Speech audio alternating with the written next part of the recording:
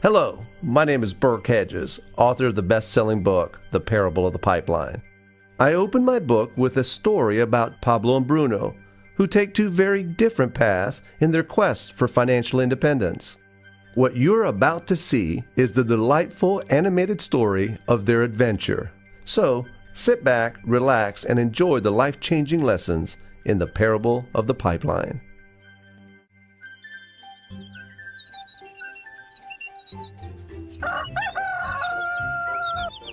Far away, in a small village, near a beautiful valley, lived two friends, Pablo and Bruno. They were both young and dreamed of a better life for themselves. They'd often discuss their dreams about how they would become the most successful men in the village. They weren't afraid of hard work, and they searched for opportunities to help realize their goals and achieve their dreams. One day, an opportunity presented itself.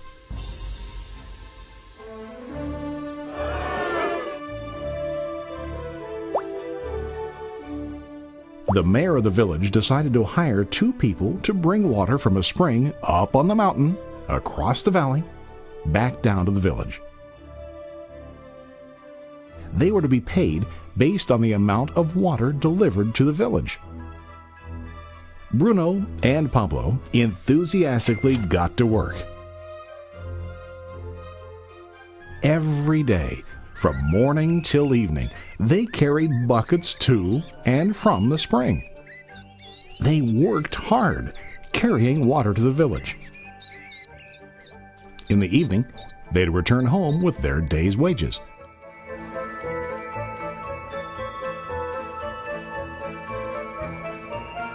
Bruno was satisfied with his work and the money he earned. He was sure that with this work he could achieve his dreams. Bruno thought that to increase his wages he could use bigger buckets to bring more water each trip.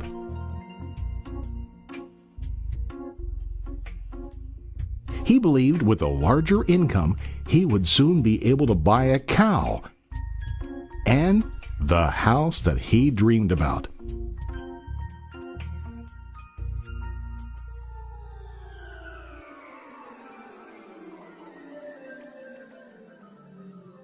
Now Pablo was not satisfied.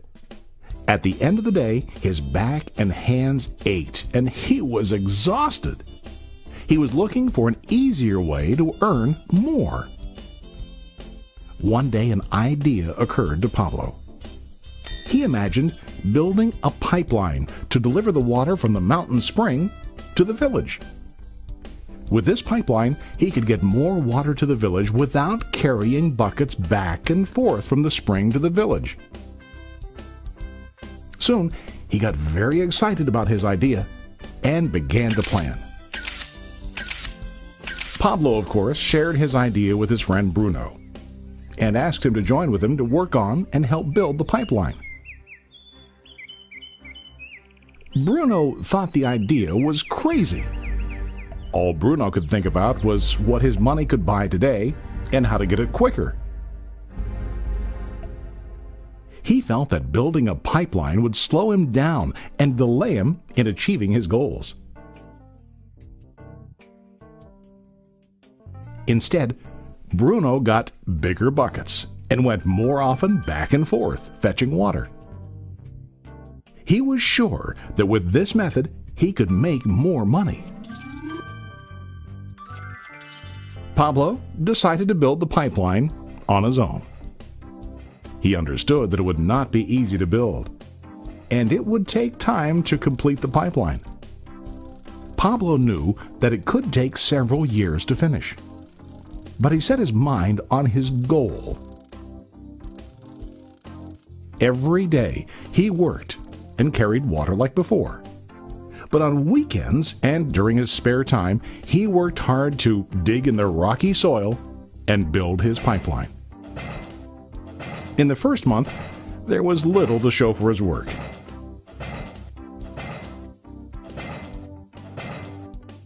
Bruno and the villagers laughed and teased him. They called him Pablo the Pipeline Man. During this time, Bruno's income doubled. He already bought a cow and a bigger house. His lifestyle changed. He now spent time after work in the bar, enjoying his hard-earned wages from delivering water.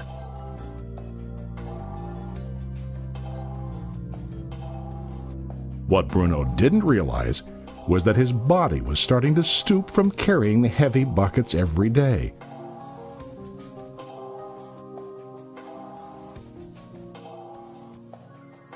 His face looked worn and his body tired. Soon, he began to carry less and less water due to the wear and tear on his body.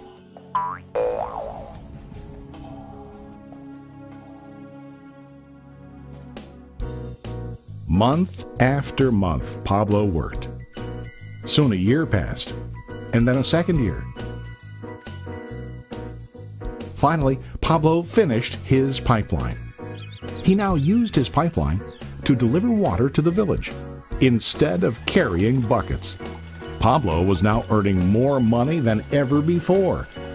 The water continued flowing to the village, while Pablo wasn't working. While he slept and ate, the water flowed. Pablo was happy and proud of his insight, persistence, and hard work. Now his income flowed as long as the water flowed through his pipeline.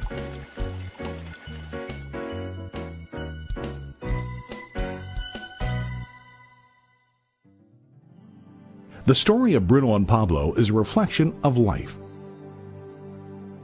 Their jobs symbolize what most people do to earn money. Bruno gets his money using buckets. He goes back and forth, carrying his buckets from the spring to the village in exchange for money.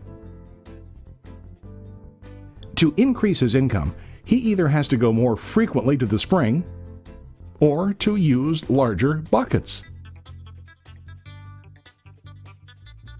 It's common in real life to increase our income by working harder. For example, working overtime or getting a second job. We also increase the size of our buckets by accepting a higher paying position, which often includes spending more time on the job. Most of us exchange time for money like Bruno. We know that every person has only 24 hours in the day and that it's not possible to use all our time to work. The most difficult time comes when we can no longer exchange time for money due to age, health, or other reasons. Then, our income stops. Now let's review what Pablo did. Very wisely, Pablo did not exchange all of his time for a limited income, but he used some of his time to build a pipeline. He knew that the pipeline would bring ongoing income as long as the water flowed. An ongoing income that multiplied the time he worked each day. Pablo knew that someday, maybe because of age or health, he would no longer be able to exchange his available time for money. Pablo knew that if he could make his idea of a pipeline work, then he only has to do the hard work of building the pipeline. After the pipeline was completed, Pablo was able to monitor and maintain the flow of water to ensure that his income will continue. Pablo has shown us that to earn an income, we don't always have to directly exchange time for money. There really are better ways. How about you? Are you still like Bruno, who directly exchanges time for money? Or do you want to be like Pablo, building and maintaining a pipeline for ongoing income?